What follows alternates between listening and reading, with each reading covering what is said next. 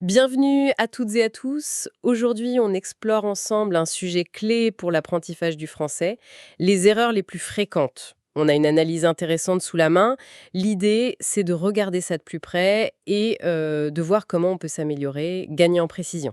Exactement, et ce document identifie en fait 5 points assez récurrents. Oui, des erreurs qu'on retrouve souvent, parfois à cause de traductions un peu trop directes de la langue maternelle ou juste une méconnaissance de certaines règles, quoi. Alors, quelles sont ces 5 erreurs? On peut peut-être les lister rapidement? Oui, alors il y a la confusion des genres, le fameux le ou la.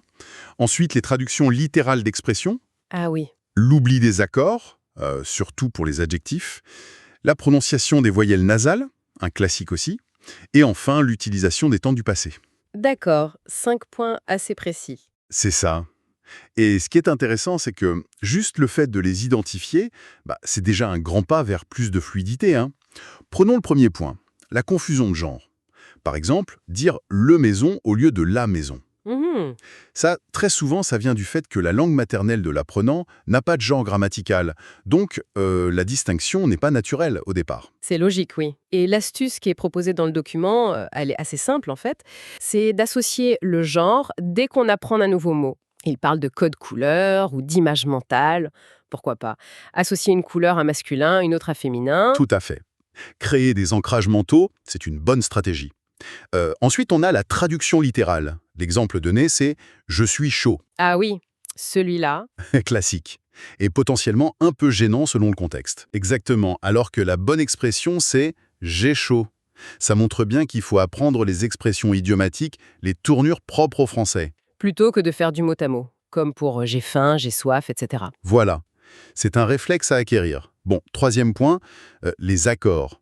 Surtout les adjectifs. On entend parfois des choses comme «une fille beau». Oui, Là, il faut vraiment intégrer cette règle. L'adjectif, il prend la marque du genre et du nombre du nom qui l'accompagne. Donc, une fille belle. c'est une gymnastique grammaticale, c'est sûr. Essentielle pour que la phrase tienne debout. Et pour la prononciation alors? Le document met l'accent sur les voyelles nasales. Ah, les nasales. Le en, on, un. C'est vrai que ces sons sont très spécifiques au français. Et pas toujours facile à distinguer ou à produire quand on débute. C'est ça.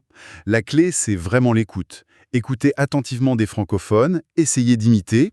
Le document suggère même d'écouter des chansons. C'est une bonne idée, ça. Oui, c'est une approche plus sympa, peut-être moins scolaire. Et le dernier point, c'était les temps du passé, hein. Oui, l'utilisation du présent pour parler d'une action passée. Par exemple, dire «je mange hier» Hmm. Au lieu de au lieu du passé composé. «J'ai mangé hier». Pour une action terminée, c'est généralement ce temps qu'on utilise à l'oral.